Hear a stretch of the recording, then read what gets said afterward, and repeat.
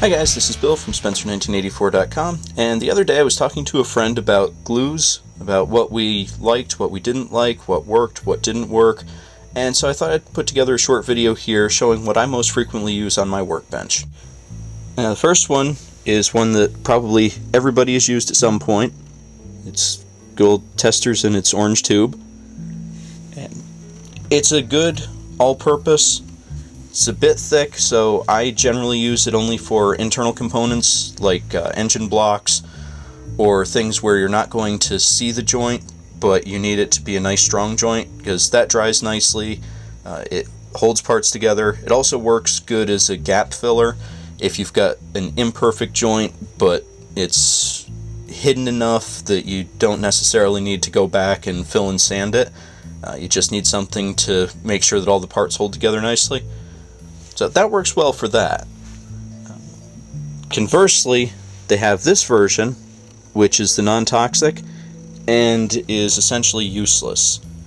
The only reason why I even still have a tube of it is because for a long time AMT was including it free inside kits as a bonus.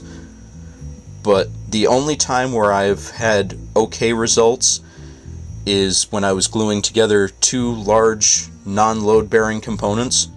Anything else that I've tried, it sags, it never quite dries hard enough to hold things together, and it's no thinner than the regular stuff, so it doesn't even form nicer looking joints. The one that I use most frequently for styrene building is Model Masters,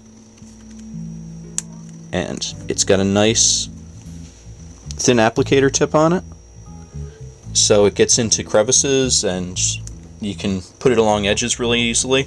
And I also like that it's got a strong enough bond that it holds plastic fairly quickly, but enough of a working time so you can make sure things are aligned correctly.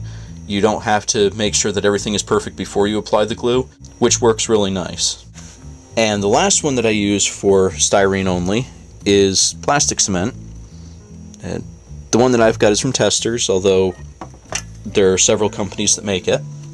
That's really only good for very tight, very clean joints, like if you've got a pair of parts that you've sanded the edges on and can clamp together.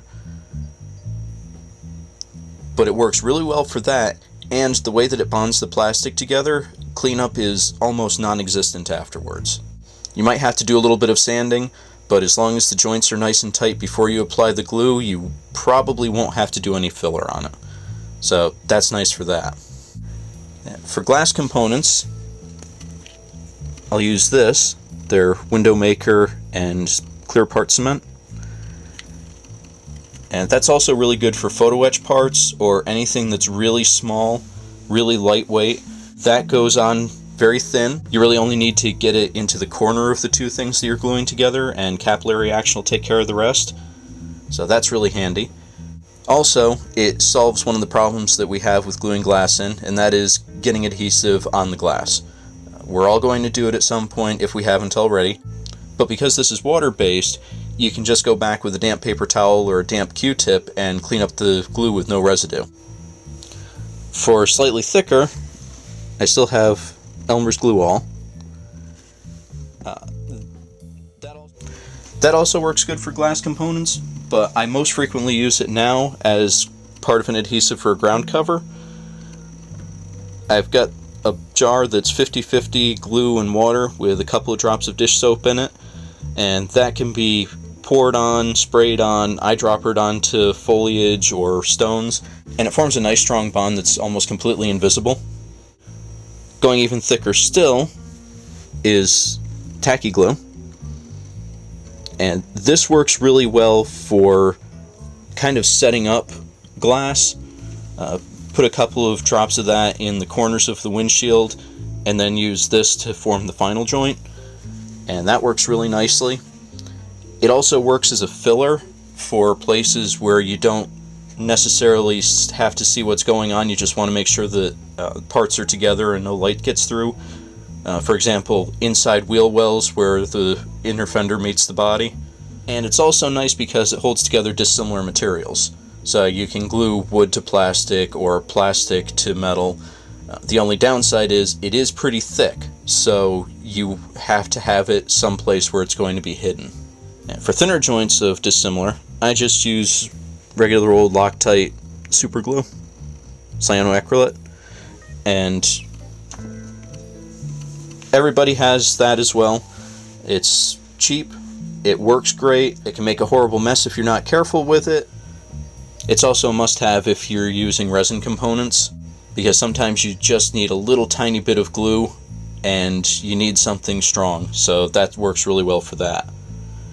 A variation of it is their Superglue Gel, which is essentially the same thing, but it's a little bit thicker, so you've got a slightly longer work time, and it can be used a little bit as a gap filler, kind of like this, as far as if it's a hidden joint and you don't need to make it look nice, you just need to make sure that it's held together nicely.